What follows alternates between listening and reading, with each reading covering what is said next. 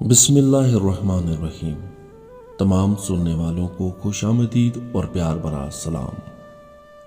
ایک آدمی کے 4 بیٹے تھے۔ وہ چاہتا تھا کہ اس کے بیٹے یہ سبق سیکھ لیں کہ کسی کو پرکھنے میں جلد بازی کا مظاہرہ نہ کریں۔ لہٰذا اس بات کو سمجھانے کے لیے اس نے اپنے بیٹوں کو ایک سفر پر روانہ کرنے کا فیصلہ کیا اور دور دراز علاقے میں ناشپاتی کے ایک درخت دیکھنے کے لیے بھیجا۔ ایک وقت میں ایک بیٹے کو سفر پہ بھیجا کہ جاؤ اور اس درخت کو دیکھ کر آؤ۔ باری باری سب کا سفر شروع ہوا۔ پہلا بیٹا سردی کے موسم میں گیا، دوسرا بہار میں، تیسرا گرمی کے موسم میں اور سب سے چھوٹا بیٹا خزاں یعنی پتجھڑ کے موسم میں گیا۔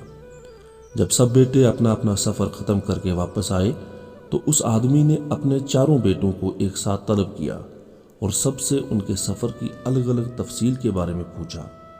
پہلا بیٹا جو جاڑے کے موسم میں اس درخت کو دیکھنے کے لیے گیا تھا، اس نے کہا وہ درخت بہت بدصورت، جھکا ہوا اور ٹیڑھا سا تھا۔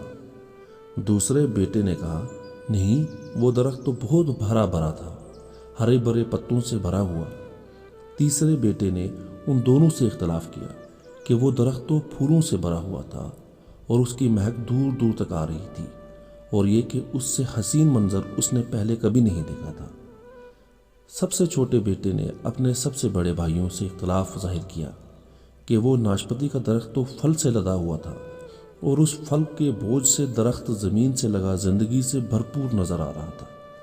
یہ سب سننے کے بعد اس آدمی نے مسکرا کر اپنے 4 بیٹوں کی جانب دیکھا اور کہا تم 4 میں سے کوئی بھی غلط نہیں، سب اپنی اپنی جگہ درست ہیں۔ بیٹے باپ کا جواب سن کر بہت حیران ہوئے کہ ایسا کس طرح ممکن ہے۔ باپ نے اپنی بات جاری رکھتے ہوئے کہا تم کسی بھی درخت کو یا شخص کو صرف ایک موسم یا حالت میں دیکھ کر کوئی حتمی فیصلہ نہیں کر سکتے۔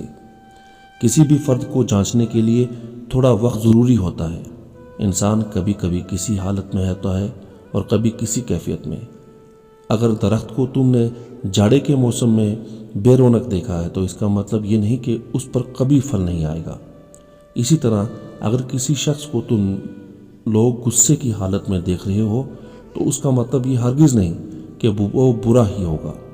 کبھی بھی جلد بازی میں کوئی فیصلہ نہ کرو جب تک اچھی طرح کسی کو جانچ نہ لو۔ مزید اس طرح کی ویڈیوز دیکھنے کے لیے، سننے کے لیے آپ ہمارے پیج سید اویس شیخ بھائی کو فالو سبسکرائب کریں۔ ہمیں دیجیے اجازت، نیکسٹ ویڈیو فلم ملیں گے۔ اللہ حافظ، اللہ نگہبان۔